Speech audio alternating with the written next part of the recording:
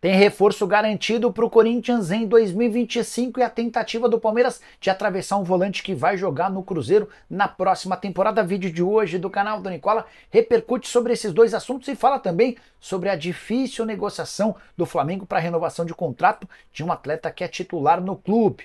Para completar, preciso te contar sobre uma zica que impera sobre Felipe Coutinho no Vasco, sobre os duelos entre Fernando Diniz e Rogério Ceni, tem as últimas do mercado, bastidores, finanças.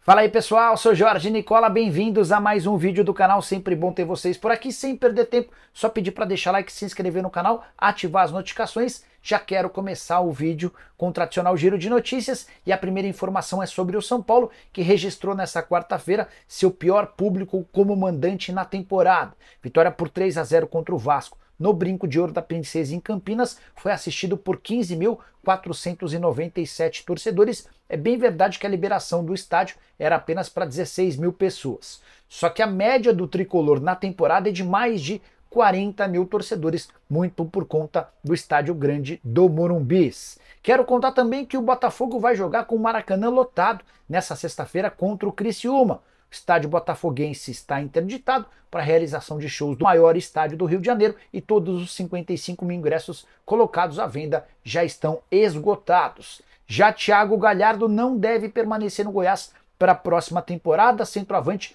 que só teria seu vínculo prorrogado de forma automática se o Goiás garantisse o acesso para a primeira divisão, o que parece hoje bastante distante. Quero completar contando que o Internacional está de olho em um volante chamado Irala. 20 anos de idade, ele é argentino, pertence ao San Lorenzo e tem sido tratado pela imprensa local como uma das grandes promessas do Ciclone, a ponto de o River Plate já ter demonstrado a intenção de contratá-lo.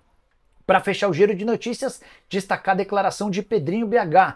Contei para vocês na manhã dessa quinta-feira que o Cruzeiro estava a ponto de entrar na justiça, na Câmara Nacional de Resolução de Disputas, por conta de uma pendência pela compra de Wesley. Pedrinho BH completou, acrescentou em relação a essa minha informação, dizendo que o Cruzeiro também tem dinheiro a receber pelo Maurício, uma dívida de mais ou menos 7 milhões e 400 mil, e que o Cruzeiro está bastante chateado com o comportamento dos dirigentes colorados. Preciso te contar agora sobre a zica que impera na volta de Felipe Coutinho, meio atacante que foi contratado na metade do ano, primeiro ele teve dificuldades para se colocar à disposição, depois uma pequena lesão, está de volta ao time. E nos 10 jogos em que o Coutinho atuou pelo Vasco, 5 como titular e 5 como reserva, nenhuma vitória. São 10 partidas com tropeços, 5 empates e 5 derrotas. A estreia do Coutinho havia acontecido em 21 de julho contra o Atlético Mineiro na oportunidade de derrota. Nesses 10 jogos são 2 gols marcados, nenhuma assistência, e o vascaíno torce para que o Coutinho quebre essa marca negativa no confronto do próximo sábado, o mais importante de todos, quando o Vasco recebe às 6h30 da tarde em São Januário o Atlético Mineiro, em jogo válido pela partida de volta das semifinais da Copa do Brasil. A classificação para a final vale no mínimo 31 milhões e meio de reais. Esse é o prêmio prometido pela CBF para aquele que for vice-campeão. Então, se o Vasco passar pelo Galo, 31 milhões e meio já estão garantidos. Se o Vasco for campeão, além da volta olímpica, da taça, da classificação para a Libertadores da América do próximo ano, o Vasco ainda assegura 73 milhões e meio de reais de prêmio. Tá bom para você? Bora falar agora sobre Diniz versus Rogério Ceni. Os técnicos de Cruzeiro e Bahia se enfrentam na noite dessa sexta-feira lá no Mineirão. Partida marcada para 21h30, horário absolutamente esdrúxulo. Queria contar um pouquinho sobre o retrospecto entre esses dois técnicos. Larga vantagem de Fernando Diniz, que venceu 6 vezes, empatou 3 e perdeu apenas 2. Com uma curiosidade, as 2 derrotas do Diniz para o Ceni aconteceram justamente nos 2 últimos confrontos, enquanto o Diniz era técnico do Fluminense. Fernando Diniz, que ainda não venceu desde que foi contratado pelo Cruzeiro. São 3 partidas sem nenhuma vitória, algo que já começa a incomodar, especialmente porque o Cruzeiro vive um momento de definição. Confronto contra o Bahia é super importante na briga por classificação para a Libertadores da América, e a partir da próxima semana o Cruzeiro começa a disputar as semifinais da Sul-Americana contra o Lanús. Só para lembrar, o Bahia hoje é o 7º colocado, 45 pontos, o Cruzeiro é o 8º com 43. Quero arrematar as informações de Cruzeiro e Bahia com uma informação para cada time. Em relação ao Bahia, nessa quinta-feira surgiu a notícia de que o novo CT do Bahia vai ficar na Avenida Orlando Gomes, próximo à FTC. Informação do Rafael Seixas, que dá conta ainda de que o Grupo City está pagando 200 milhões de reais pelo terreno. Já em relação ao Cruzeiro, queria destacar a presença do lateral direito William, 89 jogos disputados. Ele está muito perto da marca de 100 partidas, algo que ele só alcançou em um clube da sua carreira, o Internacional. Quero falar agora sobre Bolasie, atacante congolês, 35 anos de idade, uma das maiores surpresas do futebol brasileiro nessa temporada, jogador que estava disputando a Championship, a segunda divisão inglesa, e foi contratado pelo Criciúma. Enorme carisma, muitas conversas animadoras pelas redes sociais e bom desempenho. Com a camisa do Tigre são 27 jogos, 6 gols e mais 3 assistências.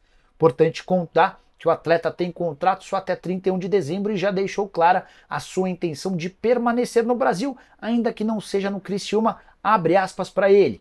Obviamente vão ter muitas conversas sobre o meu futuro. Meu contrato termina em dezembro, então são normais essas especulações. Veremos o que vai acontecer depois, mas é muito provável que eu permaneça no Brasil no próximo ano, fecha aspas. Nessa mesma entrevista concedida à Globo, o Bolasie admitiu que chegou ao Criciúma para salvar o time do rebaixamento e isso hoje está bem perto de ser concretizado. Bora falar agora sobre a defesa de Lucas Paquetá, que resolveu se posicionar através de uma nota em suas redes oficiais, depois que o jornal The Sun afirmou que o Paquetá enfrenta 2 novas acusações da Federação Inglesa. As acusações por conta de possíveis obstruções à investigação que ele tem sido alvo lá da Federação Inglesa. O Paquetá escreveu o seguinte, abre aspas, estou frustrado e chateado por ter lido artigos da imprensa enganosos e imprecisos, recentemente publicados na Inglaterra e no Brasil, alegando divulgar informações sobre o meu caso. Algumas dessas informações são totalmente falsas e parecem destinadas a minar minha posição. Paquetá completa, o vazamento e a publicação de informações imprecisas na imprensa agora estão colocando em risco minha chance de receber uma audiência justa, fecha aspas. Entre as reclamações do Paquetá está o fato ou a notícia de que ele cedeu de forma obrigatória um dos seus celulares para a Federação Inglesa. Depois de uma investigação que durou mais ou menos 8 semanas, a Federação Inglesa devolveu o celular para ele. E o Paquetá teria descartado esse celular. Depois a Federação Inglesa fez um novo requerimento em relação a esse telefone e, de acordo com o The Sun, o telefone deixou de existir. Bora falar agora sobre o Flamengo. Informação importante. Renovação de contrato de Eric Pulgar está emperrada.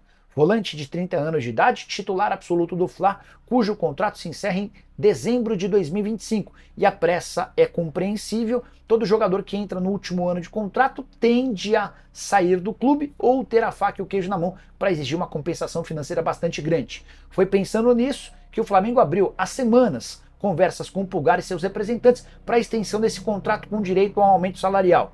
O Pulgar alega que é o jogador titular de meio campo com o menor salário, muito distante do Gerson, do Arrascaeta e também do De La Cruz. E ele gostaria de um vencimento próximo a R$1 milhão por mês. O Flamengo entende que ele merece um aumento, topa fazer esse reajuste, mas não quer pagar esse R$1 milhão e diante do descompasso, essa possibilidade de renovação hoje parece cada vez mais distante, a ponto de Rodolfo Landim, presidente até 31 de dezembro, já cogitar deixar essa renovação para o próximo presidente. Landim ainda pretende fazer uma última investida, se não rolar, vai caber a quem o substituir cuidar dessa renovação do contrato.